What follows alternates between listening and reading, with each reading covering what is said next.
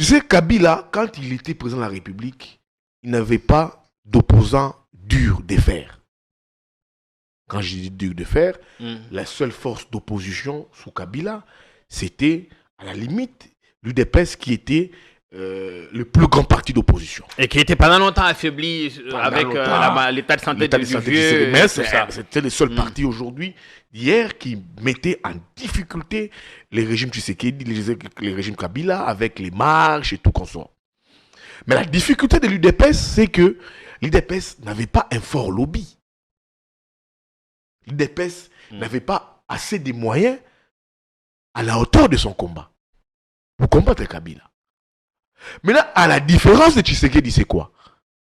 Tshisekedi, président de la République, il est président de la République, mais qui s'affiche par devant lui comme opposant. Je t'ai fait un dessin.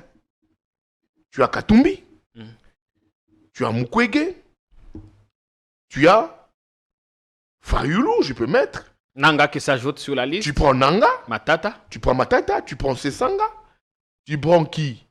C'est ça. Alors, quand tu prends déjà Kabila, on ne sait pas. Kabila, ancien président de la République, c'est du lourd. Je te prends Katumbi, Mukwege. D'abord, ils ont les moyens de l'air politique. Des deux, ils ont des lobbies. Ils sont capables, s'ils gagnent les élections, de revendiquer leur victoire. Voilà des personnes qui s'affichent opposants au président de la République. Vous ajoutez Fayulu qui peut toujours faire mal. Matata aussi, à la sauce. Parce que vous savez, des fois, c'est les réseaux Matata, c'est les réseaux des Bretons, de tout comme ça. Et le plus dangereux, c'est Kabila. Pourquoi? Il a été président de la République pendant 18 ans. Je n'ai pas dit ici que Kabila, je ne sais pas comment il se fera son retour. Mais quand je dis le plus dangereux, il ne parle pas, il ne communique pas, il n'a pas un compte Twitter, il n'a pas un compte Facebook. Il a été ancien président de la République. Il a géré le pays. Et tout ce qu'on sait pour l'instant, ce qu'il a appelé ses ouailles à la résistance. À la résistance. Il a formé des militaires, il connaissait que c'est l'appareil sécuritaire. Le fait qu'il ait été président de la République pendant 18 années et qu'il n'est pas en liaison directe avec les présidents de la République, ça peut constituer une menace. Si je le vois avec Kabila, avec Félix, Kabila et Félix, comme il s'affichait hier, c'est plus le cas aujourd'hui, je l'ai dit, Kabila vraiment avec Félix, c'est bon. Mais, quand, d'après plusieurs indiscrétions, entre les deux, les courants ne passent plus. Donc, le président de la République, certes, il a un bloc autour de lui. Les Kamere, les Bahati, les Bemba. Dans l'autre temps, il a aussi en face de lui du répondant. À 3,5, 4,5 ou 5,5 $, le wax de Maman Moseka vous rend inoubliable. Merci de nous contacter.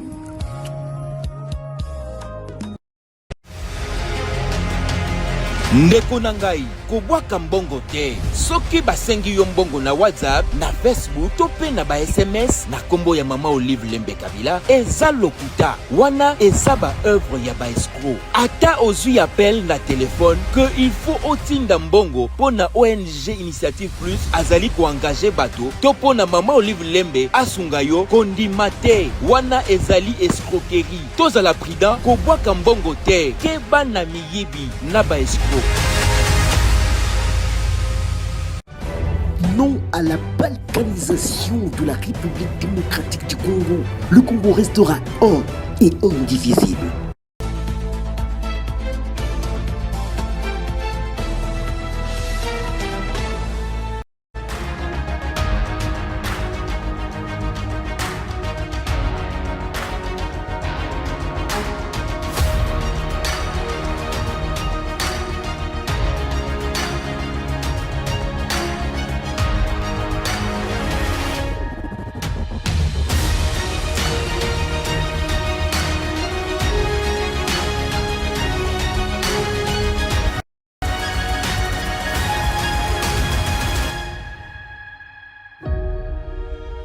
Très très belle soirée à tous et à chacun.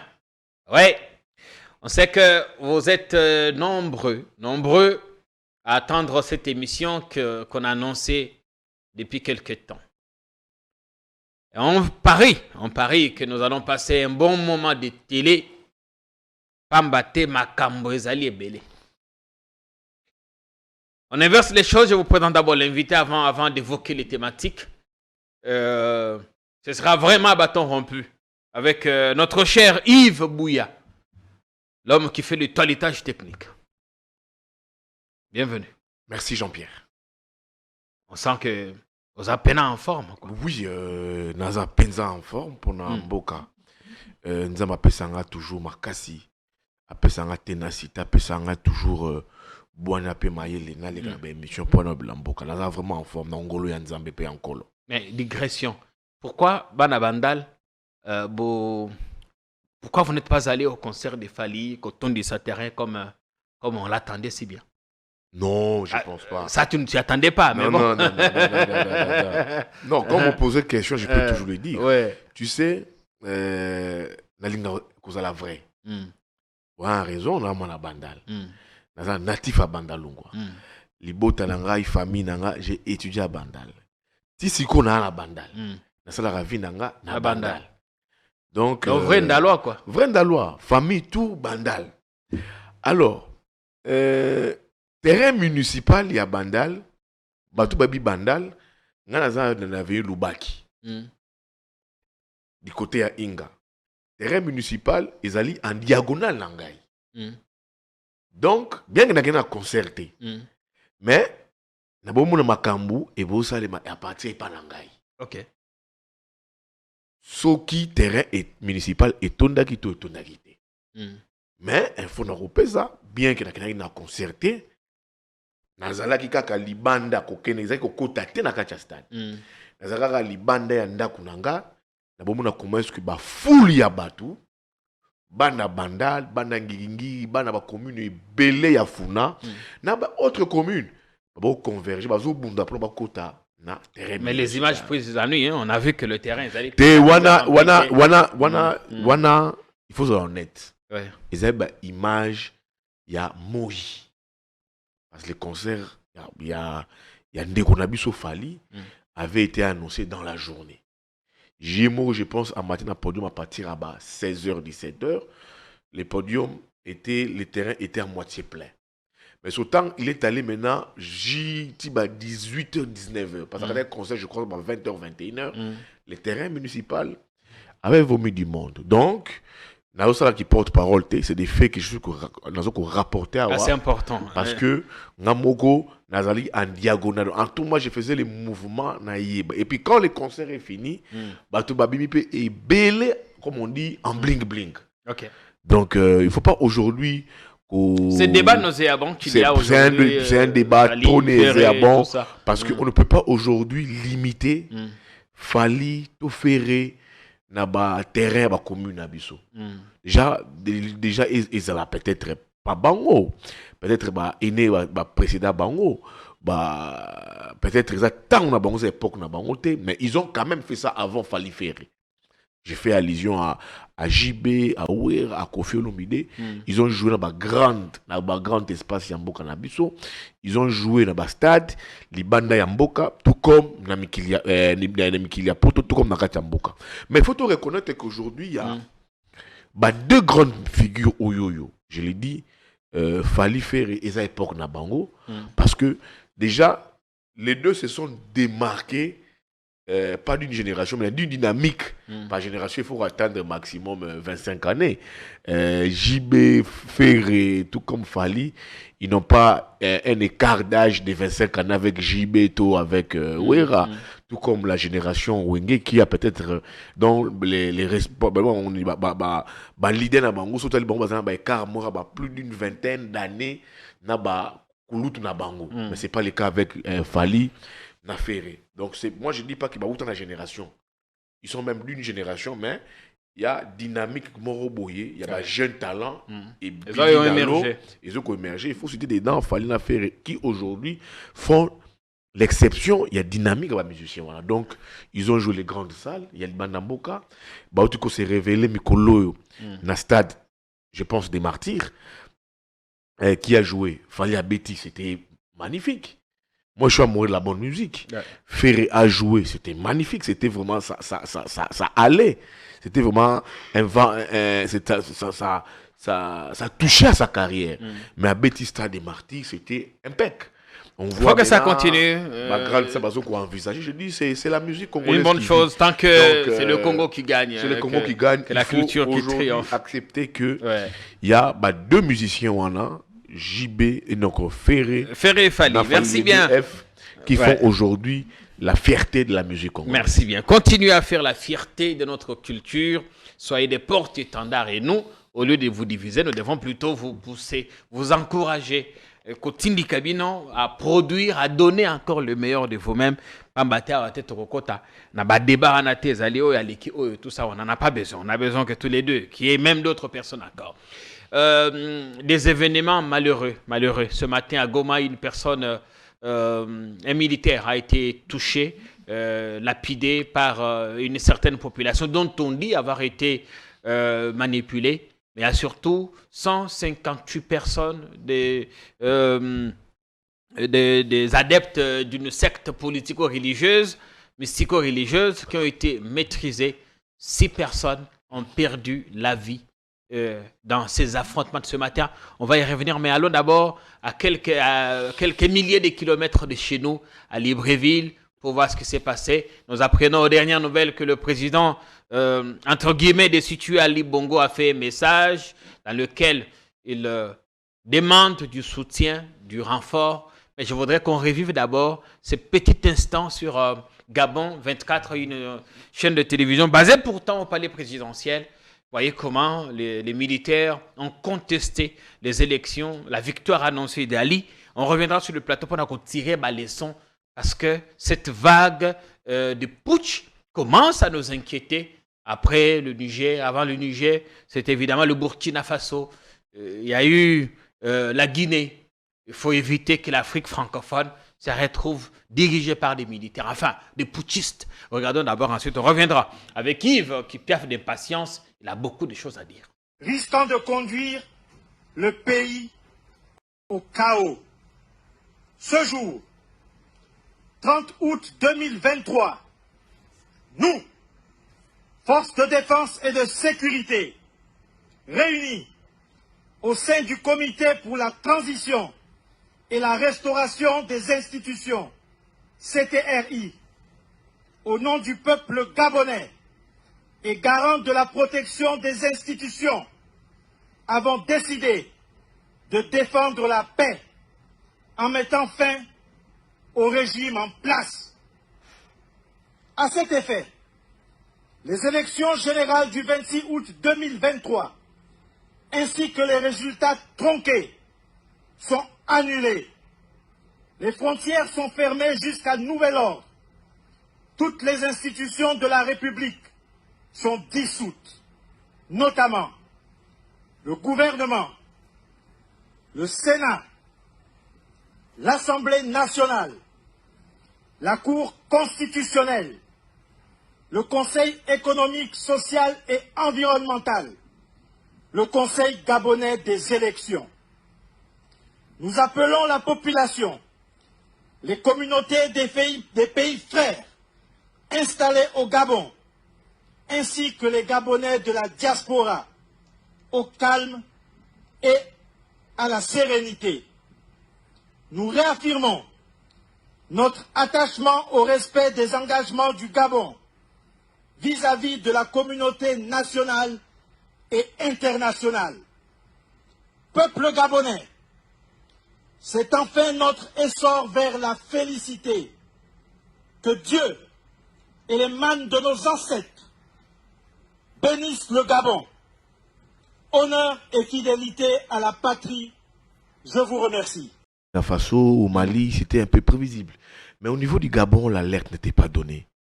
La santé du président n'était pas un signe annonciateur? Oui, déjà sa santé posait problème. Vous savez, il est déjà presque invalide. Moi, je me suis dit, pourquoi est-ce qu'il avait forcé? C'est plus de 50 années que cette famille vit, soit trône à la tête du Gabon. Il y a eu vraiment, au fait, une usure qui a produit ce qu'on dit un lâchage de la part de la population qui ne supportait plus la dynastie Bongo à la tête du Gabon. Mais ce qu'il faut comprendre, ça c'est sur le plan de la forme, il faut aussi comprendre aussi, ça j'ai analysé sur plusieurs, sur deux volets. D'abord sur le plan de la forme, il faut comprendre aujourd'hui que la France perd ses États. Parce que c'est des États, des pays contrôlés par la France. Ouais. Quand vous allez en Europe, quand vous allez plus au niveau de Paris, vous entendez eux-mêmes, les Français des souches, vous appelez les chefs d'État africains des fonctionnaires de Macron. Ça, ils vous le disent. Et ça a commencé avant Macron. Oui, ça, la France-Afrique. La France-Afrique, au fait, qui se déchire. Parce que on n'a plus de chefs d'État civils, soit on n'a plus des administrations civiles à la tête de ces pays-là. Nous avons maintenant des militaires qui ne vont pas ipso facto répondre des fois au dictat de Macron.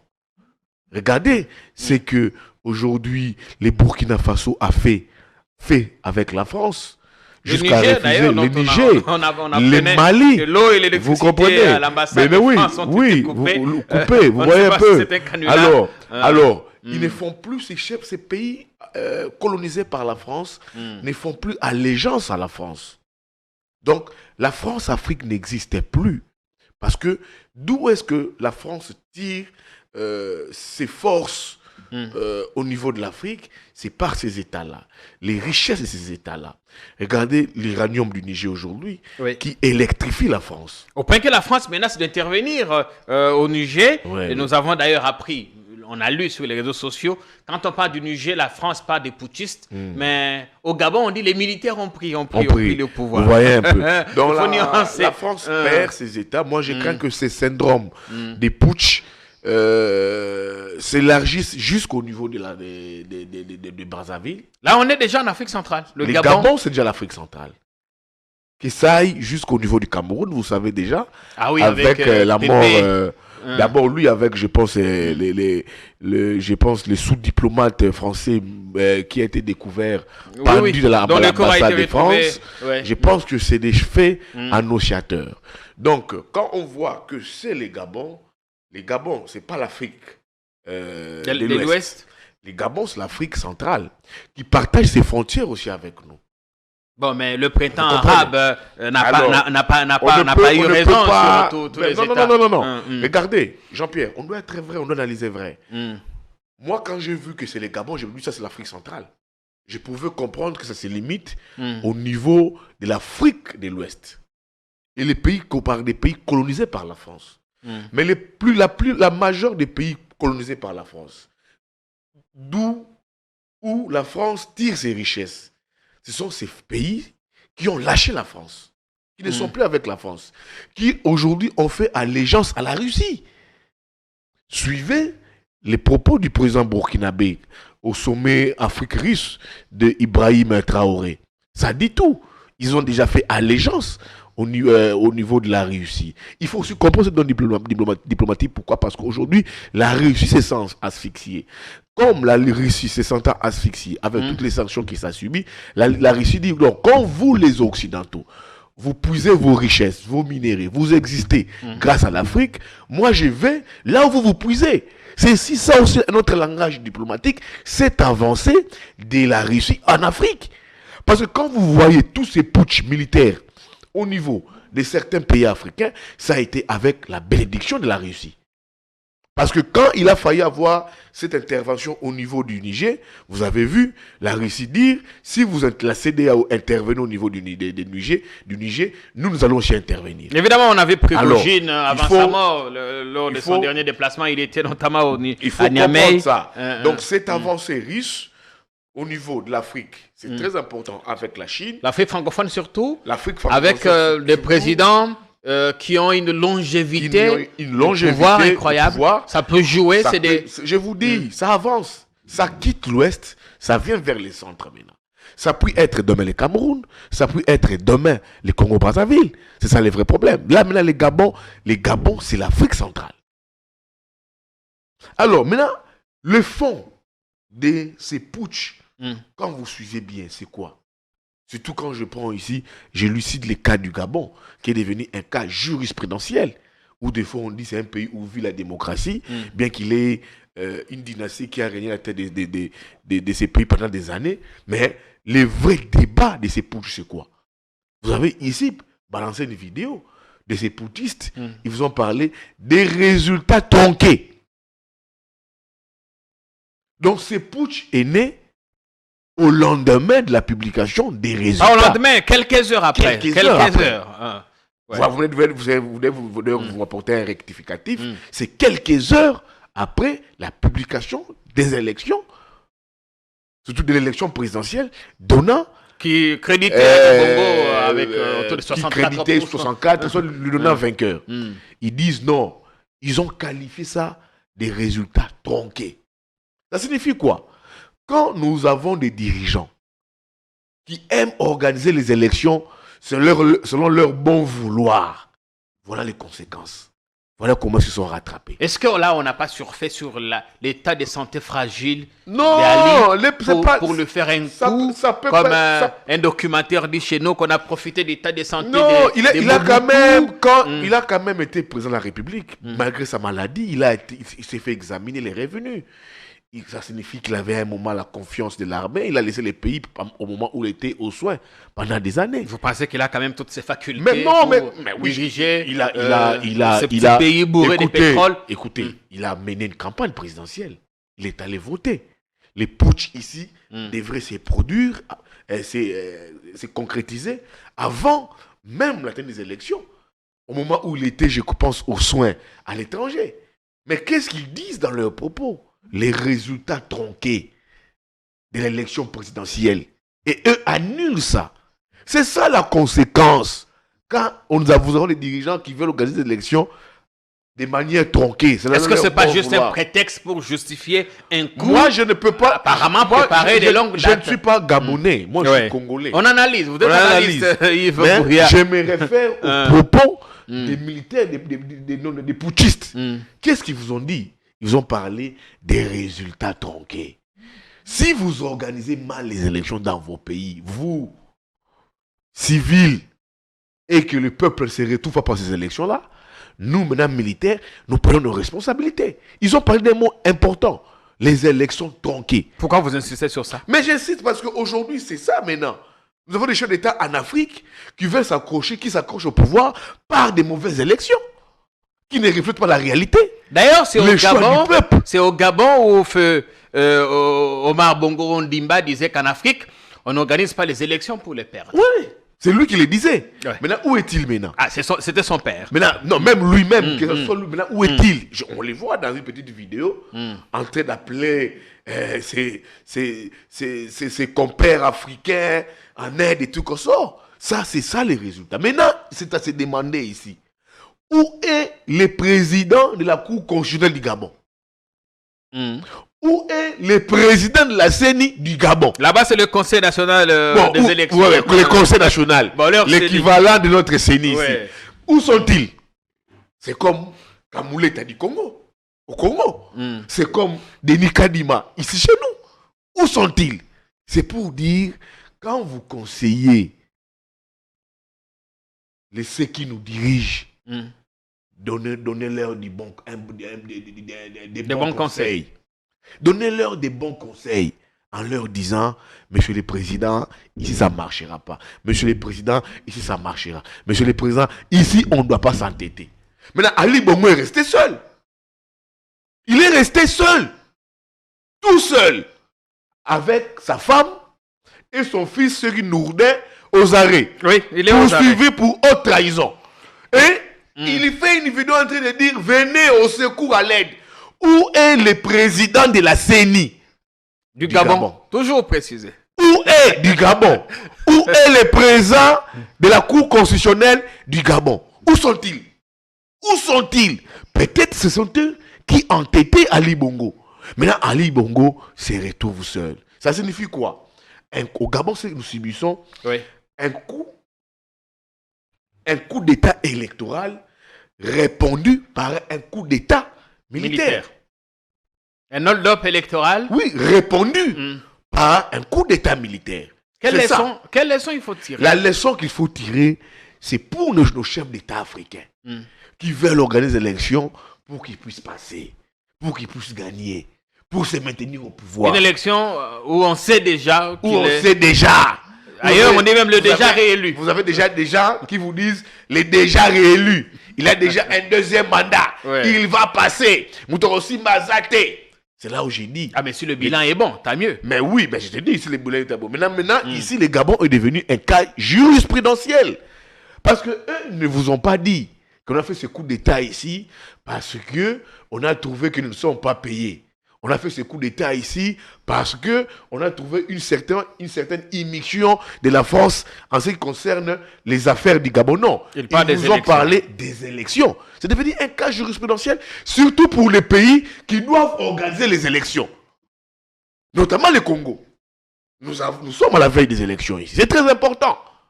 C'est très important. C'est devenu un syndrome, une maladie. Là maintenant, les militaires s'observent.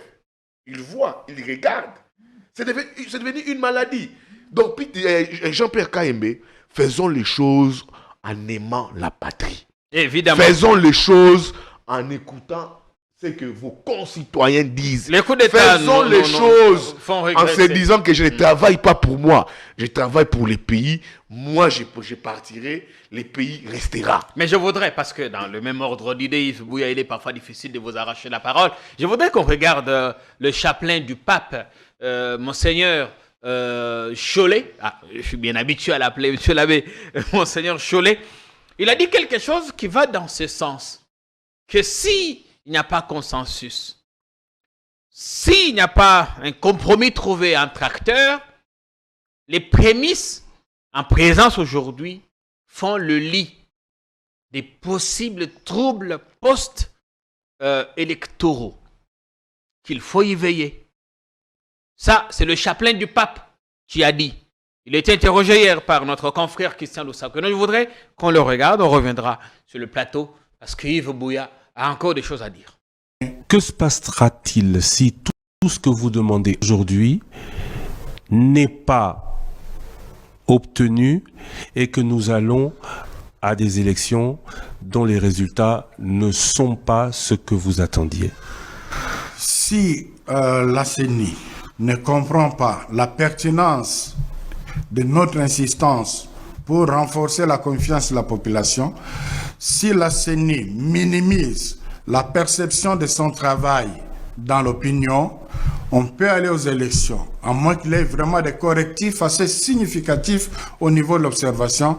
On peut aller aux élections, mais je crains que en se maintenant dans cette position-là, la CENI fasse l'élit d'un environnement fertile pour une révolution qui n'attendra qu'un leader courageux parce que le terrain serait déjà propre. Parce que le fait que beaucoup de gens ne veulent pas aller aux élections, nous allons travailler pour les convaincre parce que ce n'est pas responsable non plus. Mais si les statistiques publiées par Ebouteli se confirme que 25% seulement d'enrôlés vont voter. Ce que nous ne souhaitons pas, nous allons faire une campagne pour les inviter. Si on va aux élections dans ces conditions-là de méfiance, moi je ne serais pas surpris qu'après les élections pour la mai, nous puissions vivre une crise que tout le pays va régler.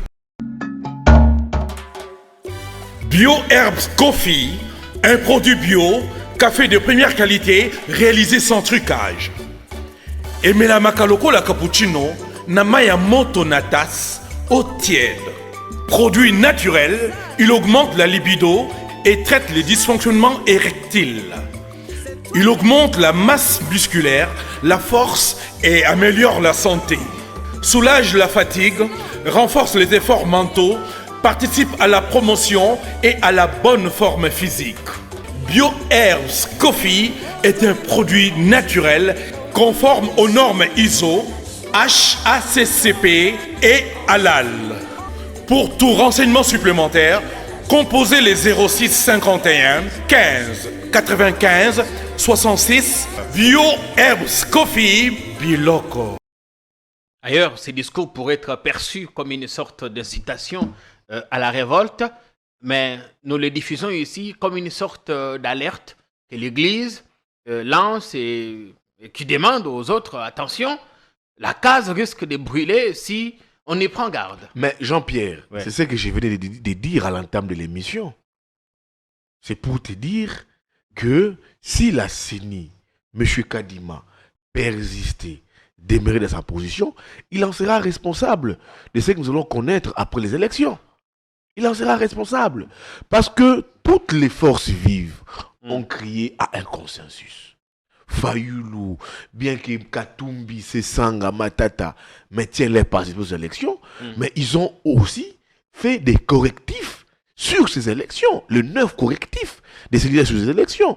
Aujourd'hui, vous avez les cris d'alarme de l'Église catholique qui ne cesse de dénoncer ces processus électoraux aujourd'hui qui est complètement chaotique, qui aujourd'hui est les prémices d'un conflit en perspective. Ces processus électoraux made in Union Sacrée, made in Denis Kadima. Alors, c'est que monsieur les prélats Donatien Cholet venait de dire sur les plateaux de notre confrère Christian Lusakweno, je pense que c'est à prendre au sérieux. Si les élections, vous n'offrez pas aux Congolais des bonnes élections, mais comment est-ce que nous allons gérer la suite? D'abord, est-ce que le processus est mal parti? Nous sommes très mal partis. Parce qu'on ne peut pas aller aux élections aujourd'hui avec une frange des leaders politiques qui ne sont pas mineurs, mais majeurs, qui disent on n'ira pas.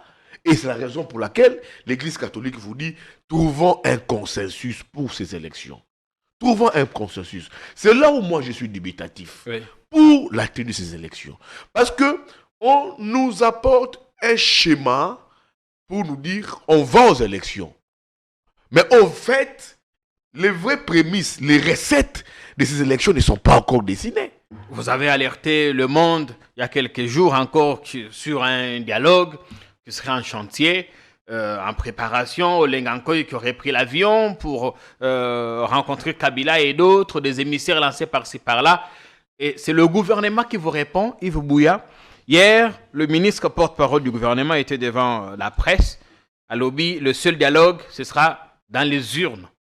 Vous savez, le discours du ministre Mouyaya, c'est un discours politique.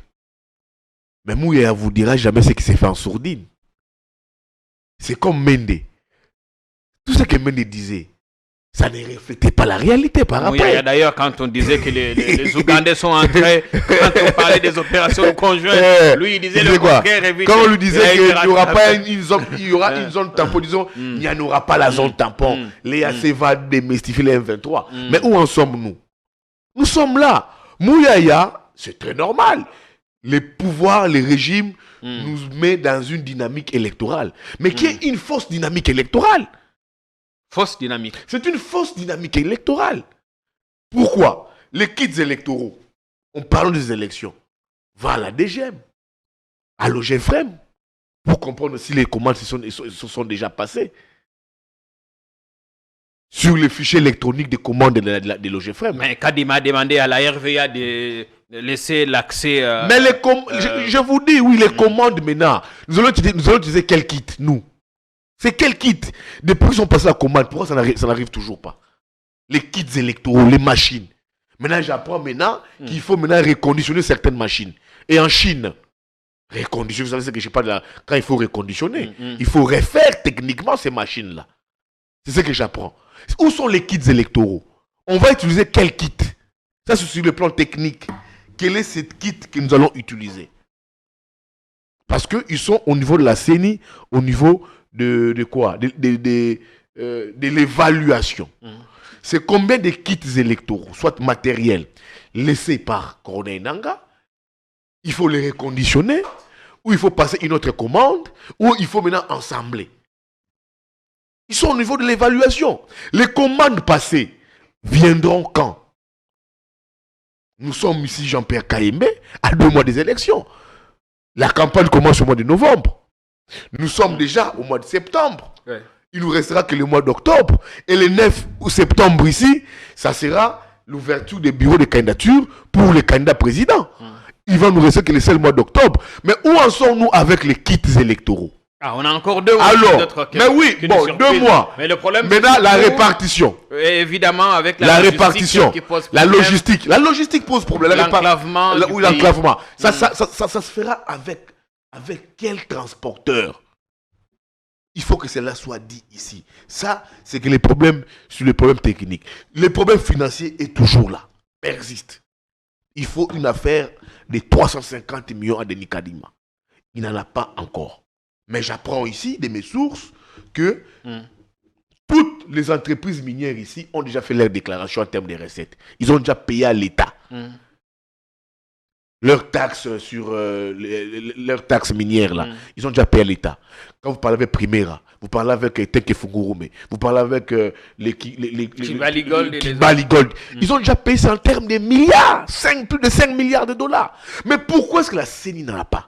J'apprends ici, sans savoir le confirmer, que d'après plusieurs sources, Kadima, on ne les maîtrise plus. Qui ne les maîtrise plus? On ne les maîtrise plus. Qui? Oui, je l'ai dit. Je les mets, c'est un pronom défini. Mais on voudrait comprendre. Quand je dis qui, les systèmes ne maîtrisent plus Kadima. Mais ça signifie qu'il Qu'est-ce qu'il faut? Indépendant. Mais quand il est là, il sait pourquoi c'était placé là-bas. Des fois, est-ce qu'on puisse donner l'argent ou pas? Les déplacements de Kadima vers New York, ça dérange les régimes qui ne le laissent pas ici. Kadima dit ici en sourdine qu'il est observateur international, il a une peau à sauver. Quand Victoria Nuland est arrivée, la sous-secrétaire d'État américaine, après avoir rencontré Tshisekedi, elle avait rencontré qui? Kadima, à la résidence de l'ambassadeur des États-Unis, en présence d'une délégation de l'ECC. Qu'est-ce qu'elle a dit à Kadima? Les élections crédibles et transparentes, qui reflètent la vérité du peuple. Alors, si le régime, encore vous dire, si le régime ne contrôlerait plus Kadima, ce serait une bonne chose. C'est là où j'ai dit, non, mais c'est là où j'ai dit, peut-être le régime a l'argent, les moyens, mais le régime le dit aussi, mais si on sortait l'argent pour ces élections, est-ce que monsieur nous garantit? Il risque de sauter comme tu vois, c'est aussi ça le problème. Comme l'ancien président. C'est aussi ça le problème. On peut donner. Est-ce que ce monsieur nous garantit, est-ce qu'il nous aspire confiance? Kadima dit à certaines bosses, certaines têtes au niveau de l'UDPS ici, des fois qu'il voulait voir dans certaines réunions de l'UDPS, il leur a dit non, trouvez-moi une interface entre vous et moi, même dans certains partis politiques de l'Union sacrée. Si vous savez pourquoi l'interface de Kadima au niveau de l'UDPS c'est maintenant Jacques Méchabani. Oui, parce qu'il est président de la commission électorale. Parce qu'il y avait des fois un fourre-tout, c'était tout le monde, le secrétariat général, c'était qui voulait rencontrer Kadima.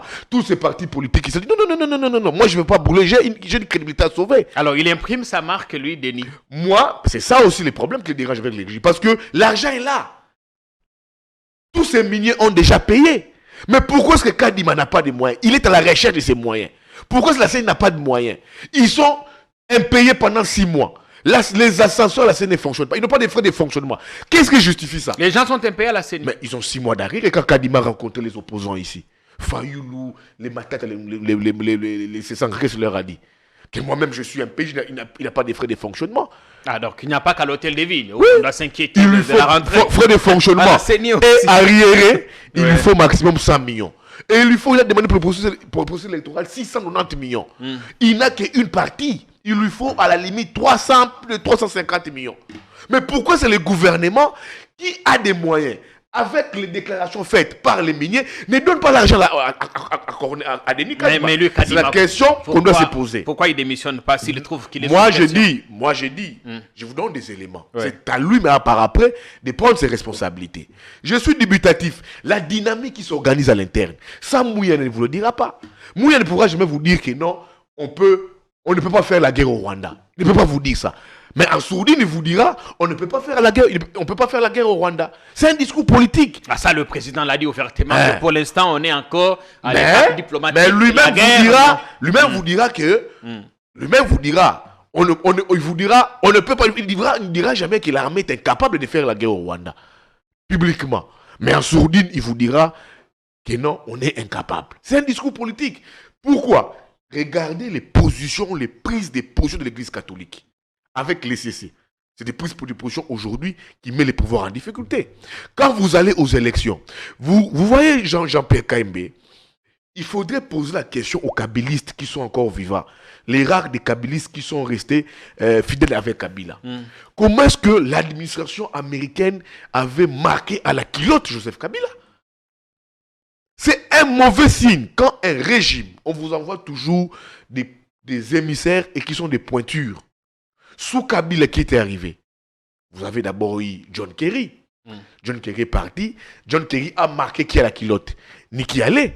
C'est le schéma qui se dessine ici maintenant. Si vous ne comprenez pas. John Kerry est écrit sous-secrétaire d'État. Il est écrit secrétaire d'État américain. Il a parlé avec Kabila, il s'en va, et puis quand il va, il laisse qui ici, au régime Kabila? C'était Nikki Haley. Vous savez comment est-ce que Nikki Haley a marqué à la culotte Kabila pour laisser le pouvoir et pour avoir des élections? Mais avec Félix, maintenant, apparemment, on n'en est pas. Non, je vais vous faire un parallélisme. Allez-y. Avec Félix, vrai ou faux, Blinken était ici. Blinken était ici. Blinken, c'est qui? Il est secrétaire d'État américain. Quand Blinken part, il vous dépêche qui ici?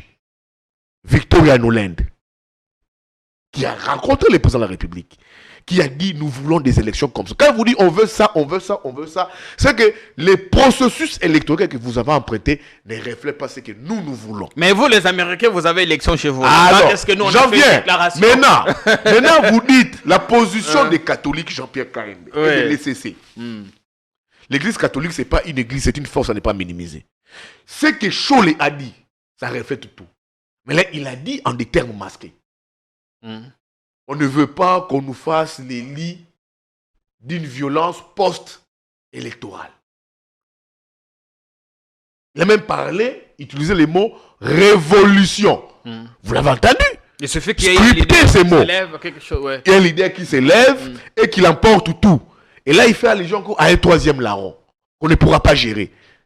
Suivez, scripter les propos de Cholet. De Monseigneur, le chapelet du pape. Il a mis tout le monde révolution. Suivez, scriptez ça.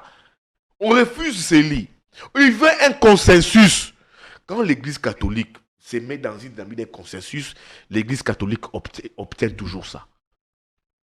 Du temps de Kabila et Tshisekedi, ça parlait consensus électoral. Vrai ou faux, nous avions abouti à un consensus vrai.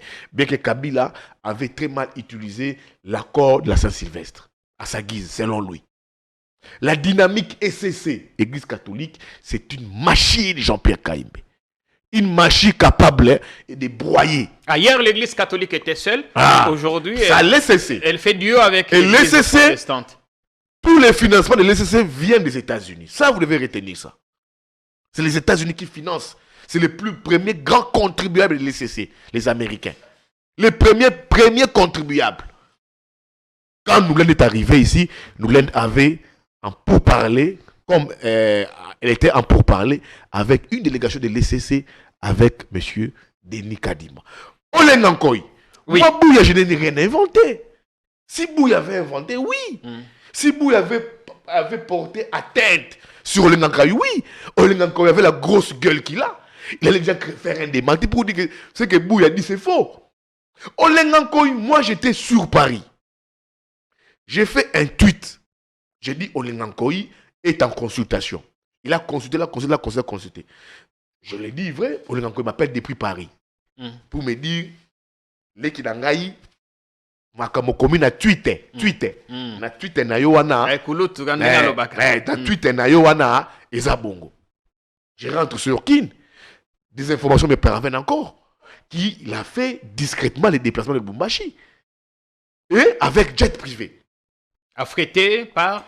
Mais il a parlé de la hiérarchie. De sa hiérarchie.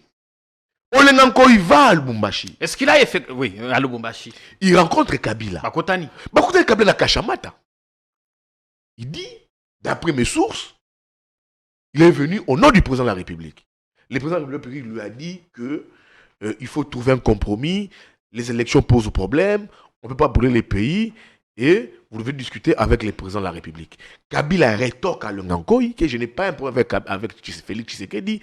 Tshisekedi, c'est mon frère.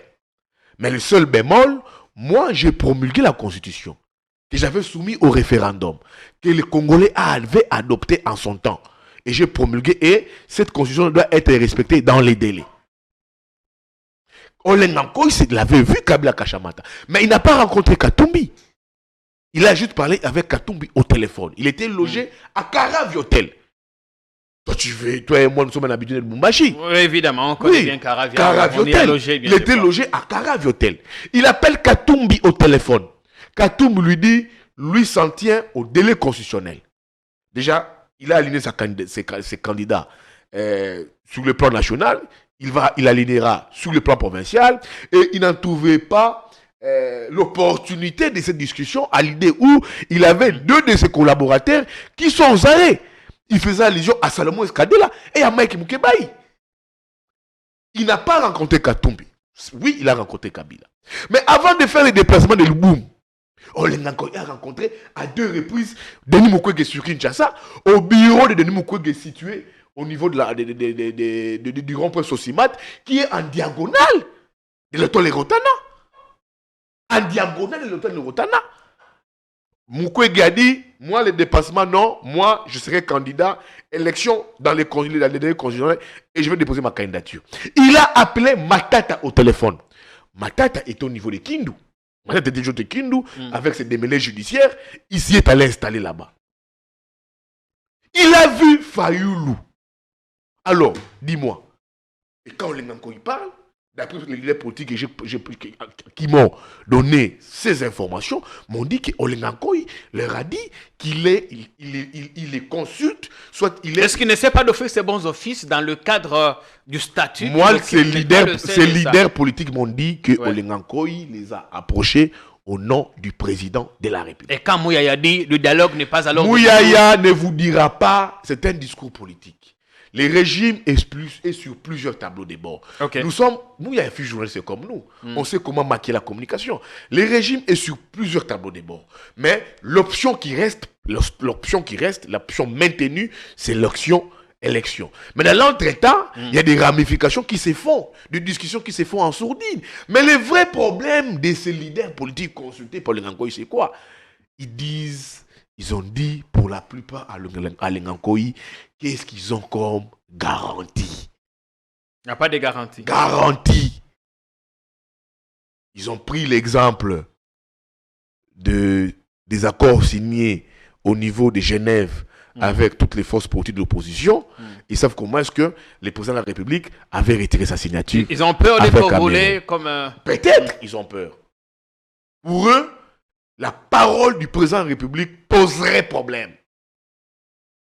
Pour eux, d'après eux, le président de la République, il semblerait, d'après eux, ne respecte pas ses engagements. C'est ça maintenant les vrais problèmes. C'est pour ça, c'est la raison pour laquelle la plupart sont dubitatifs. Même les bons offices. Vous avez suivi ce que les porte-parole de l'ECC a dit, David Senga, qui sont en train de mener des consultations sourdines. Et c'est Bouya qui l'a dit. Ce n'est pas Bouya qui l'a dit. Ils sont, je crois que c'est Senga, non? Oui. David Senga. Oui. Mais il a dit ça. Il faut suivre. C'est pas Bouya qui a inventé ça. Non. Ami, nous sommes en train de mener des consultations pour trouver un consensus afin d'aboutir à un processus électoral transparent et crédible. Est-ce que ça c'est encore Bouya? Mais Bouya ne vous le dira pas maintenant. Mouyaya attendra. Quand il y aura un schéma qui sera dessiné, il va communiquer sur ce schéma-là. Comme le schéma communicationnel demeure les élections, il va communiquer sur les élections. Mais quand on aura les choses qui seront proprement et sérieusement éclairées, quand nous aurons une route tracée, Mouyaya va changer de narratif, comme il l'a dit, des paradigmes communicationnels. Il le fera cette fois-là, il le fera. Pour l'instant, il n'a pas encore été mandaté pour dire c'est ça. La dynamique, c'est la dynamique électorale, que le pouvoir ne veut pas mettre de côté. On reste sur le focus électoral, mais dans l'entretemps, il y a des discussions qui se font entre acteurs politiques. Et puis, jusque-là, il n'y a aucun acteur politique qui veut porter la responsabilité des glissements. C'est aussi ça l'autre difficulté. Personne ne veut porter la responsabilité des glissements, que ce soit dans l'opposition, que ce soit dans la majorité. Alors, surtout qu'il y a une élection dans ce contexte, et qu'on risquait à la... Ce qui tourne dans l'élection dans le contexte Oyoyo, je ne le souhaite pas. Moi, je ne peux jamais vouloir que le niveau de démocratie auto-atteindre dans Mboka. les schémas, l'élan démocratique, avec des institutions installées, avec l'élan des élections que nous avons connues, je ne souhaite pas qu'ici qu'on puisse connaître ce que certains pays africains connaissent aujourd'hui. Bien que je suivais les putschistes en train de dire ils se sont référés sur des élections. Si on va dans des élections, soit aux élections, avec ces lits qui s'installent, je crains pour le lendemain de mon pays. Voilà, ça je les crains. Alors il faut éviter ça. Les cris, l'alerte n'est pas venue de Bouya. L'alerte est venue déjà de l'Église catholique, qui est une force très puissante. Alors je crains qu'on nous organise des élections et qu'après, qu'on puisse chercher un dialogue. Non. Je pense qu'à un moment, on doit prendre le courage. Kabila, à son temps, quand elle avait vu que les choses, sur le plan politique, grippaient, Kabila ne se lassait jamais d'aller vers les autres. Ça ne coûtait rien à Kabila. D'aller vers les autres.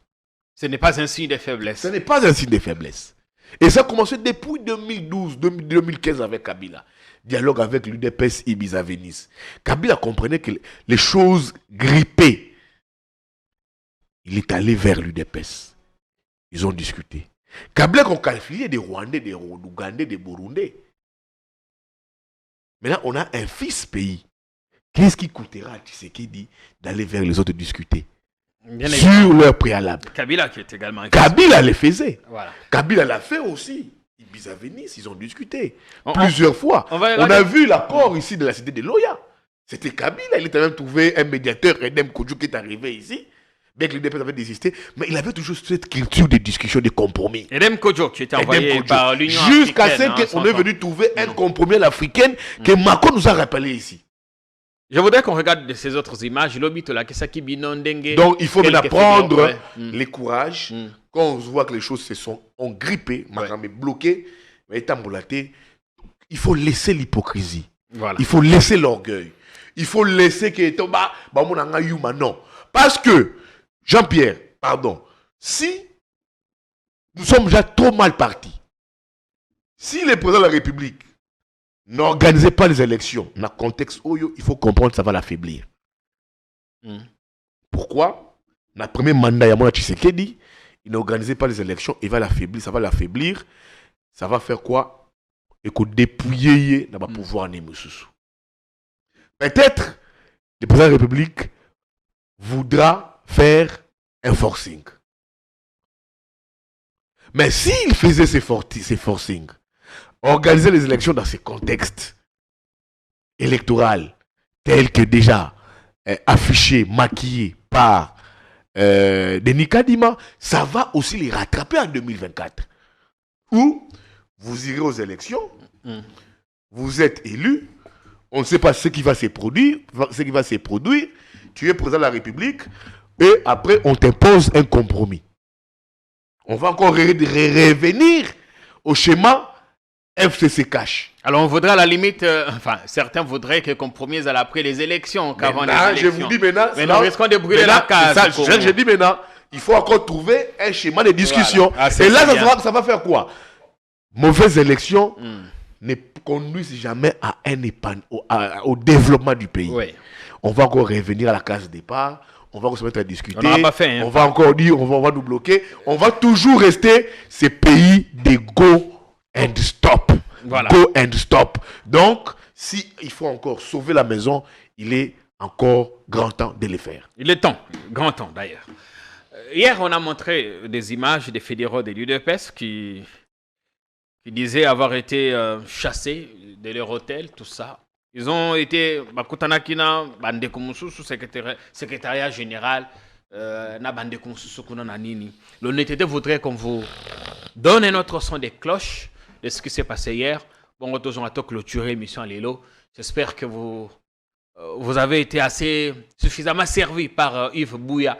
Ces analyses pertinentes, très profondes sur la situation ici et ailleurs.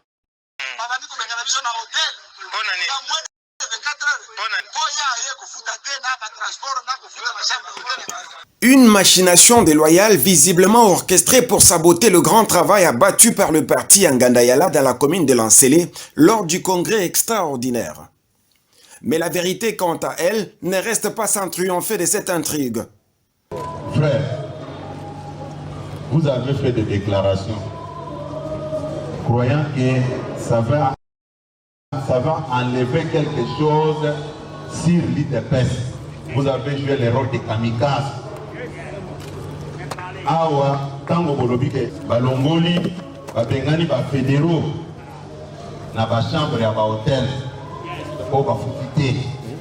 Mbongo $19 000, na futeli moi na ba. Ce mardi 29 août, à la permanence du parti sur 10e rue Limité, en présence des membres de la commission technique à la base du congrès extraordinaire et de quelques secrétaires nationaux du parti, face à ces hôtes venus de partout pour prendre part à ces assises, Augustin Kabouya était curieux d'identifier les fédéraux non pris en compte par lui, à en croire les détracteurs. Vous en la fédération ni deuxième micro. Maïndombe 1 PK. Maïndombe 1. Vous en la fonction ni président et CDF, la Convention démocratique fédérale. Vous avez dit que vous êtes de la CEP fédérale. Est-ce que la CEP fédérale est habilitée? Tu n'es même pas président de la CEP fédérale là. Tu débarques comme un mercenaire, tu dis je dois entrer au congrès. Il faut avoir du respect envers lui. Moi quand je suis arrivé à Kinkole à 2h du matin, je vous ai tous trouvés là. Et je vous ai laissé même l'argent. Vous avez passé nuit dans cet hôtel là. Ce n'est pas qu'on vous avait retourné dans des chambres quand je suis arrivé. Non, on vous avait déjà retourné avant mon arrivée. Vous demandez de quitter là-bas, monter de ces côtés. Quel est le mal que nous avons fait? Un mensonge pour lequel les vrais fédéraux sont prêts à dire leur mea culpa auprès du secrétaire général. Et là, nous sommes obligés de vous demander pardon. Pardon, pardon. Mais écoutez, c'est tous ceux qui ont parlé, ce ne sont pas des présidents fédéraux. Les présidents fédéraux ce ne sont pas des présidents fédéraux. Les présidents fédéraux, mettez-vous debout. Oui. Les présidents fédéraux, mettez-vous debout. Ceux qui parlaient là, qu'ils présentent un peu les images. Vous dites non, non, oh, Batiki va fédéraux. Batiki va fédéraux. Hein? Nous demandons pardon. Nous demandons pardon. Vous êtes notre père politiquement. Olivier Sabango, problème au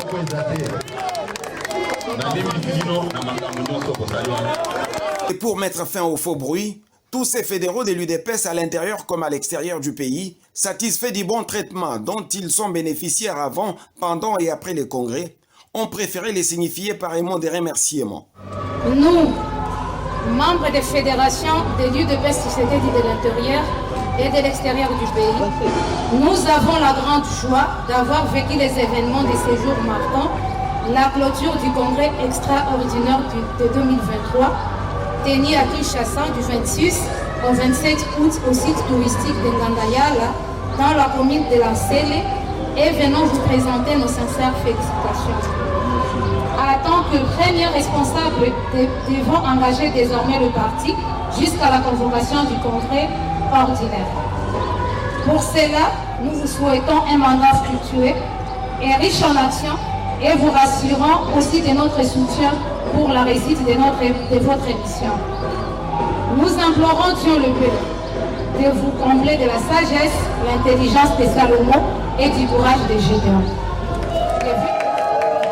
Suffisant pour mettre fin à cette fausse alerte, dans la foulée, Augustin Kabouya s'est aussi entretenu avec le comité directeur du groupe des femmes veuves de l'UDPS. Ce dernier a eu à implorer auprès du Très-Haut des pluies de bénédictions, d'abord pour la haute autorité des références du parti Félix-Antoine Tshisekedi Tshilombo, chef de l'État, ensuite pour le secrétaire général et le reste de membres du parti au pouvoir.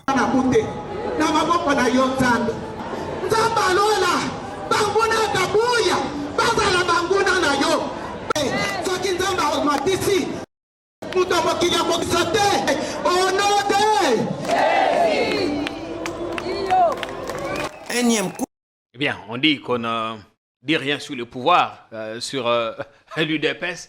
Voilà une preuve que nous sommes ouverts à tout le monde. Yves Bouya Kabouya qui devient président de l'UDPS en attendant la tenue du congrès ordinaire et qui essaye de pacifier, afin d'atténuer les tensions qu'il y a là, au parti. Mais Jean-Pierre, avant de vous répondre, il y a une idée qui m'est venue dans ma gigote là, au moment où il y avait la petite pause là.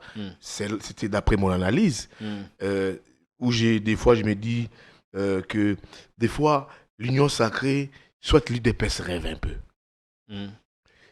Ils ont un esprit minimaliste, je pense. Ils veulent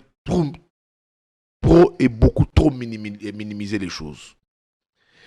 Tu sais, Kabila, quand il était président de la République, il n'avait pas d'opposant dur de fer. Quand je dis dur de fer, la seule force d'opposition sous Kabila, c'était à la limite l'UDPS qui était le plus grand parti d'opposition. Et qui était pendant longtemps affaibli avec l'état de santé du vieux. Mais c'était le seul parti aujourd'hui, hier, qui mettait en difficulté les régimes Tshisekedi, les régimes Kabila, avec les marches et tout qu'on soit. Mais la difficulté de l'UDPS, c'est que l'UDPS n'avait pas un fort lobby. L'UDPS n'avait pas assez de moyens à la hauteur de son combat pour combattre Kabila. Maintenant, à la différence de Tshisekedi, c'est quoi? Tshisekedi, président de la République, il est président de la République, mais qui s'affiche par devant lui comme opposant. Je t'ai fait un dessin. Tu as Katumbi, tu as Mukwege, tu as Fayulu, je peux mettre. Nanga qui s'ajoute sur la liste. Tu prends Nanga. Matata. Tu prends Matata, tu prends Sesanga. Tu prends qui? C'est ça. Alors, quand tu prends déjà... Kabila, on ne sait pas. Kabila, ancien président de la République. C'est du lourd. Je te prends Katumbi, Mukwege. D'abord, ils ont les moyens de l'air politique. Des deux, ils ont des lobbies. Ils sont capables, s'ils gagnent les élections, de revendiquer leur victoire. Voilà des personnes qui s'affichent opposant de la République. Vous ajoutez Fayulu qui peut toujours faire mal. Matata aussi, à la sauce. Parce que vous savez, des fois, c'est les réseaux Matata, c'est les réseaux des Bretons de tout comme ça. Et le plus dangereux, c'est Kabila. Pourquoi? Il a été président de la République pendant 18 ans. Je n'ai pas dit ici que Kabila, je ne sais pas comment il se fera son retour. Mais quand je dis le plus dangereux, il ne parle pas, il ne communique pas, il n'a pas un compte Twitter, il n'a pas un compte Facebook. Il a été ancien président de la République. Il a géré le pays. Et tout ce qu'on sait pour l'instant, ce qu'il a appelé ses ouailles à la résistance. À la résistance. Il a formé des militaires, il connaissait que c'est l'appareil sécuritaire. Le fait qu'il ait été président de la République pendant 18 années et qu'il n'est pas en liaison directe avec les présidents de la République, ça peut constituer une menace. Si je le vois avec Kabila, avec Félix, Kabila et Félix comme il s'affichait hier, c'est plus le cas aujourd'hui, je l'ai dit, Kabila vraiment avec Félix, c'est bon. Mais, quand, d'après plusieurs indiscrétions, entre les deux, les courants ne passent plus. Donc le président de la République, certes, il a un bloc autour de lui. Les Kamere, les Bahati, les Bemba. Dans l'entretemps, il a aussi en face de lui du répondant. Ces personnes citées ici. Donc vous voulez dire que lui a un morceau plus dur que Kabila hier. Parce que je vous ai dressé un portrait robot ici. Je vous ai fait je vous ai dressé qu'est-ce qu'on dit. Évidemment. Une image un peu. Donc il a le président Tshisekedi dit bien qu'il est Kamere, Bemba, les Bahati, les Mbosso, tous ceux qui l'accompagnent. Il a aussi un bloc aussi qui te constitue un vrai répondant sur le plan politique. Je vous ai cité ici Kabila, Katumbi, Matata, Mukwege, Fayulu, qui peuvent à tout moment être des alliés des circonstances. À tout moment, ils peuvent se rallier. Ils peuvent constituer un bloc. Comme Tshisekedi l'a fait avec l'Union sacrée, il a pris Bemba et Kamere et tant d'autres autour de lui, et aussi là, les gens que j'ai cités ici, les Mukwege, les Katumbi, les Kabila, des gens qui mènent tous et les mêmes... Et tous ont travaillé ensemble avec déjà là, juste là, tous ils mènent le même combat. Ouais. Et tu prends aujourd'hui l'église catholique. Et les protestants. Et les protestants. Et quand vous grattez, vous comprenez, tous mènent le même combat. En politique, quand vous avez des organisations, vous avez des acteurs politiques qui mènent tous le même combat, ça il y a fort des chances et fort pour probabilité qu'ils puissent constituer un bloc. On doit rendre l'antenne. Les cas UDPS, ça c'est de la manip. Merci bien. Yves Bouya, l'homme de héritage technique. Quand on a toujours, Jean-Pierre, une belle émission, quand on commet des bourdes, quand il y a des forfaitures, il faut toujours par après arranger, choisir des têtes pour dire qu'avec toi ça va. Mais ne dis pas que ces fédéraux qui ont passé ces images dans les réseaux sociaux, ce ne sont pas des gens qu'on connaît dans l'UDPS. Moi, je pense qu'à un moment, Kabou a voulu seulement soigner son image en disant que non, c'est des gens qui veulent nuire à mon image. Mais pour chuter, accorde-moi 30 secondes. Oui, 30. J'apporte mon soutien à une seule personne, à Salomon Escadela Idi Kalonda, qui est très malade. Je l'ai vu lors de son procès récemment en Ndolo. Je l'ai trouvé très souffrant, mais bien qu'il garde les mentales, il n'a pas le droit, il n'a pas accès aux soins médicaux. Il n'y en a pas Jean-Pierre Kayembe. Il est congolais. Il a été diagnostiqué, d'abord dans un hôpital de la place, je pense Reine Astrid, par les médecins d'abord les médecins de l'hôpital, en présence des médecins légistes de l'hôpital d'Ndolo, et tous ces médecins ont exigé un internement pour Salomon Escadela, mais ça n'a pas été le cas. Il a été reconduit, je pense, en Ndolo. C'est un humain, Jean-Pierre Kayembe. Il faut être humain. Kamer était malade, il a été interné. Autant que Bifort, ils ont joué des rôles prépondérants dans l'entourage du président de la République. Ils ont tous bénéficié des soins médicaux. Mais pourquoi Salomon est malade? On dit de lui, il ne peut pas avoir droit aux soins médicaux. Il est congolais, il n'est pas rwandais, il n'est pas burundais, il n'est pas un 23 Jean-Pierre Kayembe. Merci bien. Il est malade. Je pense qu'il doit être interné pour des soins appropriés. Déjà que son dossier, son affaire, je trouve que ça prend des dimensions politiques. Vous savez, quand il a été arrêté au niveau de la DEMIAP, c'était quoi la grève principale? Port d'armes et munitions de guerre. Mais on arrive au niveau de Ndolo, la charge de l'accusation principale a été élaguée, ça a été d'autres griefs. Pour ça, en attendant son procès le 18 septembre, je demande une dose d'humanisme à nos autorités, que M. Salomon Escadela, qui pense même le président de la République puisse penser, c'est qu'il a fait passer des bons moments avec Salomon Escadela, qu'il ait accès aux soins médicaux. Merci bien. Cela garantira l'image courage d'un à pays vous, Salomon. Qui doit courage avancer. Également à Mike Mokeba et notre Mike soldat Mokeba également, qui a un problème avec sa dent, mais je pense qu'il y tient.